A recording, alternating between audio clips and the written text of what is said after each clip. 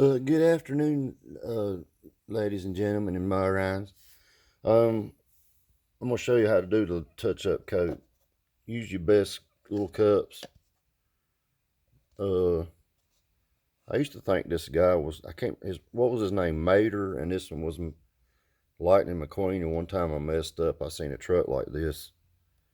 It tickled my buddy to death because I said, who is that truck? I can't remember. Is it Tater McGuire? He said, man, what the hell are you talking about? I said, that damn little cars thing, Tater McGuire.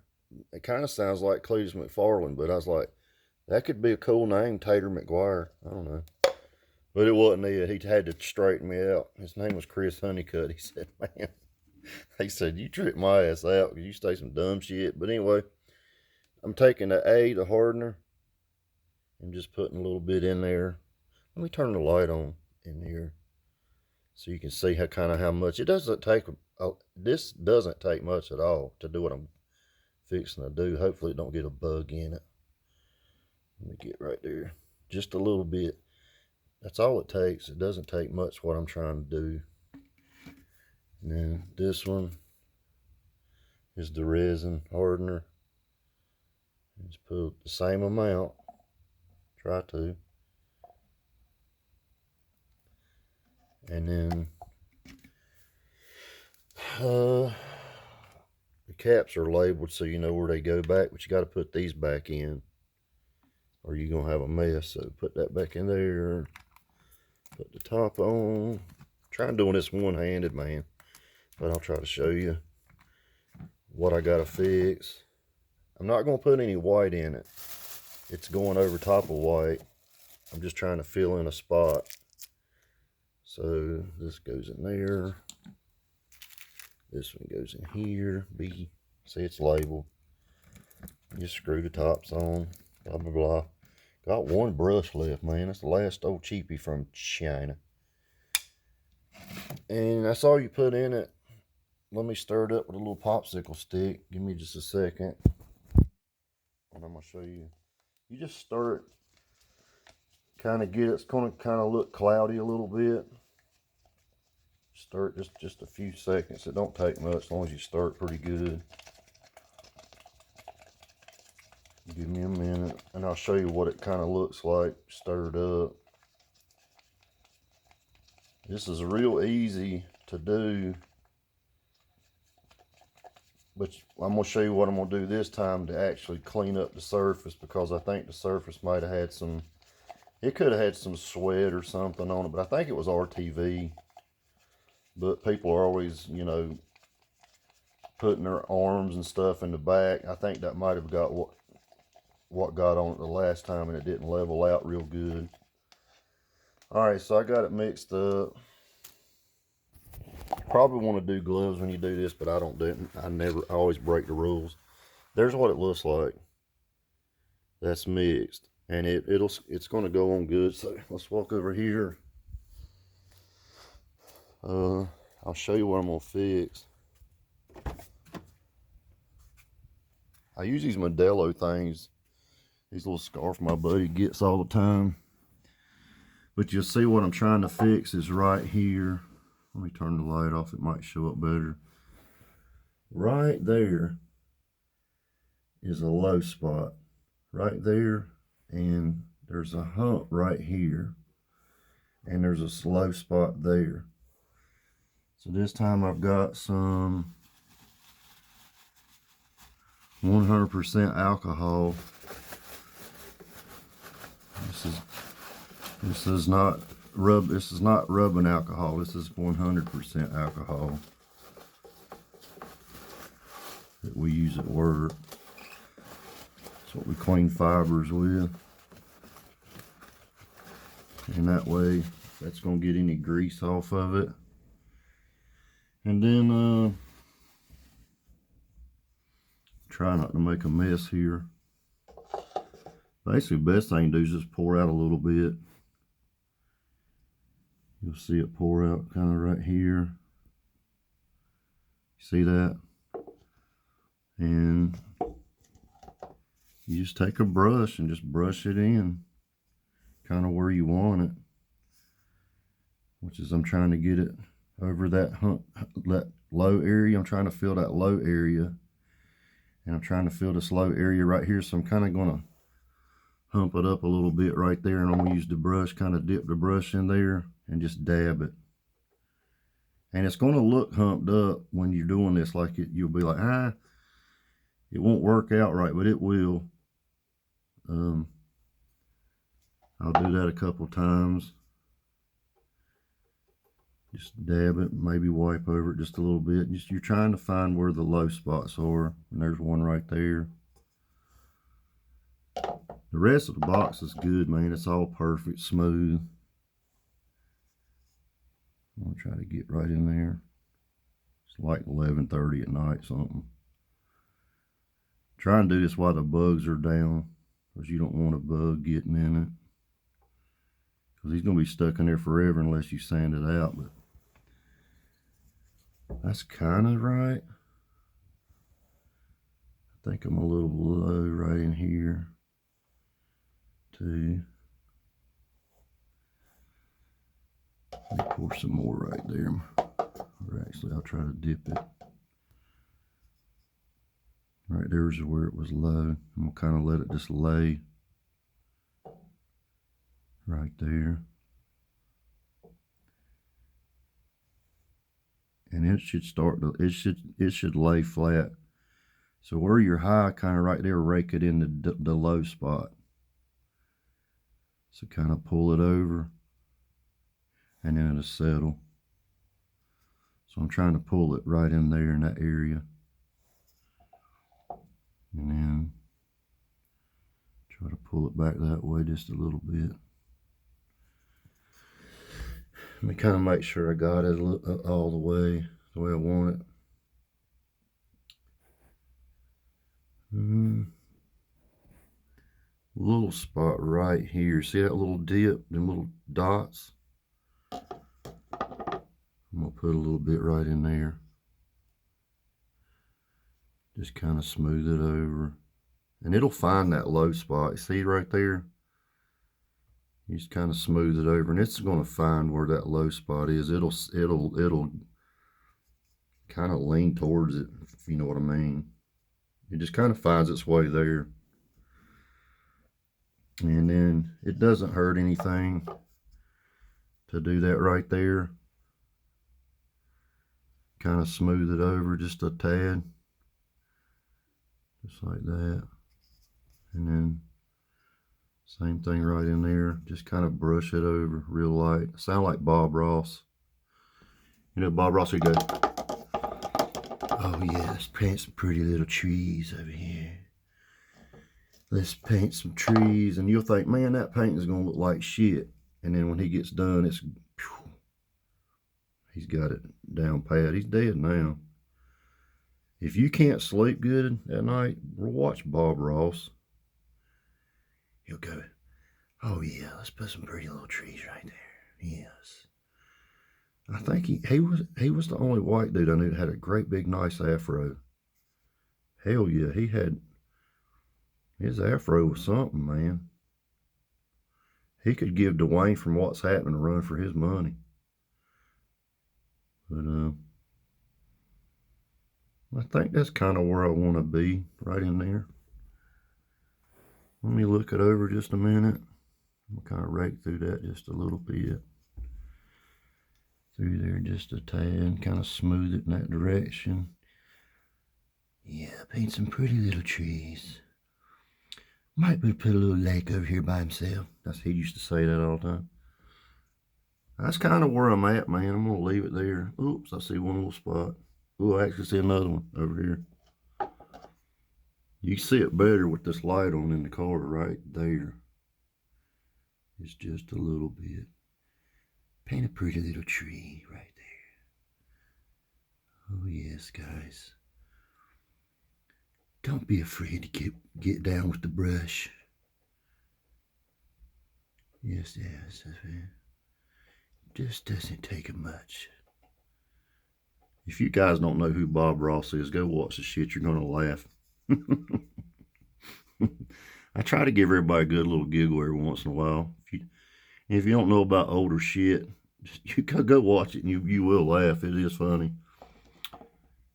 Let's paint a happy little tree. Hey, I see something right there. Let's paint a forest. He never did animals much or nothing. He just do stumps and trees and shit. I know why, because he burnt trees, I believe. You know what I mean? Like burning trees. You don't know what I mean. Puff, puff, give. Puff Magic Dragon. Yeah, he loved that shit.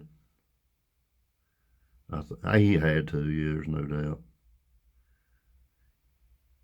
Little forest fire right there.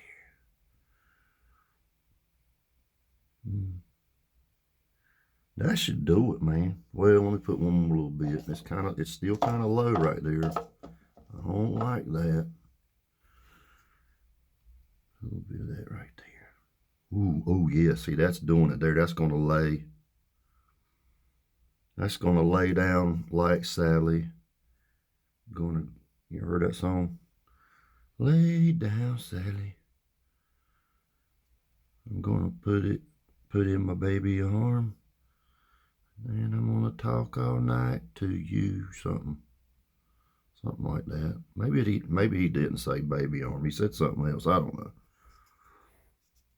Lay down, Sally. Who sung that song? Anyway, lay down, Sally. Who was that?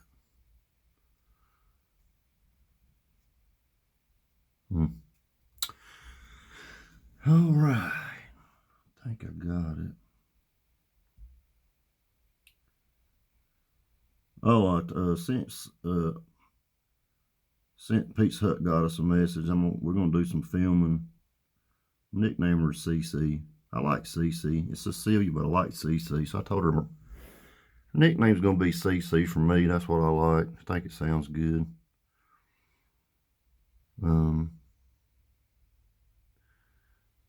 So we're going to try to do some videos. A buddy of mine, he done those videos. If you watch those videos I sent, that was his daughter. My buddy I used to work with, he's got some killer cameras, man. That's a $7,000 lens on that camera he's doing that video with, and the slow-mo stuff and all that. We're going to do some videos. I said, what you going to charge me, man? He said, you just let me drive one of them cars like you used to. He's drove my other Shelbys before. He said, and we're good to go. I said, I can make that happen. But you guys take care. Have a good day. I think I'm going to leave it at that. We're going to see what happens, man. And I'm going to check. Just going to tell you some guys, gals, and morons about something right quick. This is audio related. This the other night got to almost 330 real quick.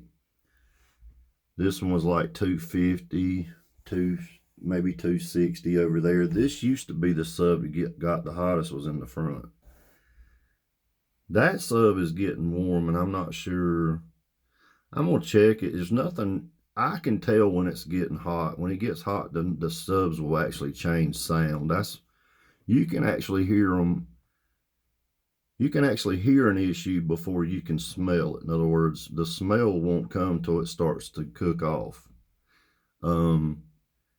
So when you start hearing the sub change, like, and when I'm not saying change tone, it just changes. It'll kind of give it a little rattly sound. When you start hearing that, man, you need to start floating the subs. It's really weird. You'll pick up on it. The more of these you have and subs like that, the more you get into heavy bass and things, and you're really doing some power, you're going to be able to tell right off the bat when it's starting to get hot without smelling it. I know that's kind of hard to believe, but yeah, you'll be able to tell. And I let them float at 20 hertz, just a tone to 20 hertz, cooled them off real quick. They cooled off pretty fast. But what I think is going on, if something's not tight here, I'm going to check this manually with a wrench. not an impact, and make sure this sub is actually still bolted down good, not loosened up. That's going to be the first thing I'm going to check. But the second thing I'm going to check is, this is kind of a, I'm not going to say, man, when you're talking amps and subs, when you start putting 2 amps per sub, or you can actually do 4 amps per sub if you strap them. Yeah, you can strap 2. There goes that paper. And then you can put 2, I gotta strap my LED up, it keeps falling off, but I'm gonna show you what I think could be happening. So I'm pretty sure that front sub is coming off these 2 middle amps. I mean, the back sub's coming off these 2 right here. This is feeding the front. I'm going to check and make sure, and I'm going to use the O-scope and hook up to, I'm going to buy another O-scope and hook it up the same time. Even though you set the amps and you try to match them, everybody calls it gain matching. It's called balancing your amplifiers. So if you balance your amplifiers all the same at an unloaded state, which is mean I'm not playing any music, this is just basically on a tone. Once I do that, I'm going to play music, like a song that I would play, that's something that would maybe be a little bit dirty, not dirty minded, but dirty produced. I'm going to hook it up with 2 O-scopes at the same time and have Miller play the music. And I'm going to bet you one of these amps is putting out more dynamic power than the other. And it shouldn't fight anything as far as in the speaker itself, because the speaker just sees voltage. But I bet you one of them's going into a soft clip. That's going to be my guess. If it's not that, it's going to be a loose sub in the box. The reason I say that, those subs are built identically on both sides of the box. The box is the same. Look at this pollen, man, it's terrible. And it's not losing cone control due to the enclosure, because the front sub should be the one, or the other sub beside of it should be the same temperature if you set the amps up the same. So what I think's happening is, you'll notice some amps put out a little bit more dynamic power than the other. I might have one that I might need to cut back just a tad to get it to stop going into a soft clip. And when I say soft, that's something that an O-scope will pick up. Nothing that your average, I guess, clip light's going to show. Because, man, those, if you go by the clip light on the amplifier, I've only seen about 2 amps that were accurate. A couple amps anyway, and most of the time tear amps you can go by, they're pretty damn accurate. But I've seen some that were way off. Matter of fact, it's one of my favorites, Surge. Holy cow. If you go by that clip light on the remote, you're a fool. Don't do it. You're going to burn your shit up, because it'll be in a very hard clip and not show up on the actual bass knob. No. That's why I recommend running an O-scope up front. But in order to do what I'm doing, I would actually need 6 total. Or I could run a wire off each speaker lead to a front on a like a power block, and be able to put some gator clips on and gator clip the O-scope to that power block, and that would show me which speaker or which amplifier is actually doing the actual clipping. It's going to be that. It's one of the two. I'll let you guys know. I just wanted to tell you about it. That way, if you have the same issue, it might fix your problem. I've noticed that happen on a couple different amps, couple different subs that have been in the car, and it's just been all over the place. So that tells me more than likely it's going to be the amps. Yeah. All right, you guys take care. Have a great day. I'll talk to you later. Just give you an idea. That's how much pollen's out here, man. It is bad. It's like snowing this shit, making people sneeze all over the place. All right, you guys take care. Have a great day. See you.